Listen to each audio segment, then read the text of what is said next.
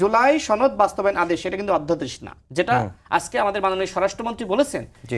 এইটা আদেশ তো আসলে সংসদে উত্থাপন করা যায় না, এবং এইটা আসলে আইন হিসেবে গণ্য, রাষ্ট্রপতির আদেশ এটা আইন হিসেবেও আসলে গণ্য হয় না। সুতরাং যারা আইন কানুন সংবিধান জানে না, বোঝে না, তারা মানে সংসদে গিয়ে এখন নানান ধরনের কথাবার্তা বলছে।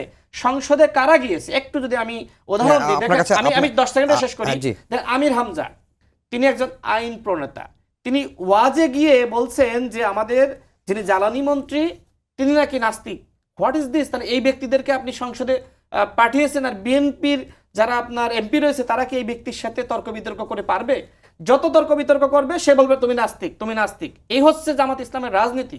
তো এই যে ধর্মভিত্তিক রাজনীতি মানে করে মানুষকে কটাক্ষ করা, চরিত্র হনন করা, যখন আপনি সালাউদ্দিন আহমেদকে আপনি আইন দিয়ে, সংবিধান দিয়ে, বিধি দিয়ে আপনি যখন তাকে আসলে কোনোভাবে থামাতে পারছেন না, তখন আপনি বলছেন যে শ্রীলং সালাউদ্দিন, রয়ের agent Salauddin. What is this? আপনাকে আইন শিখতে হবে, সংবিধান শিখতে হবে, জাতীয় ঐক্যমত কমিশনে কি আলোচনা হয়েছিল সেটা আপনাকে জানতে হবে।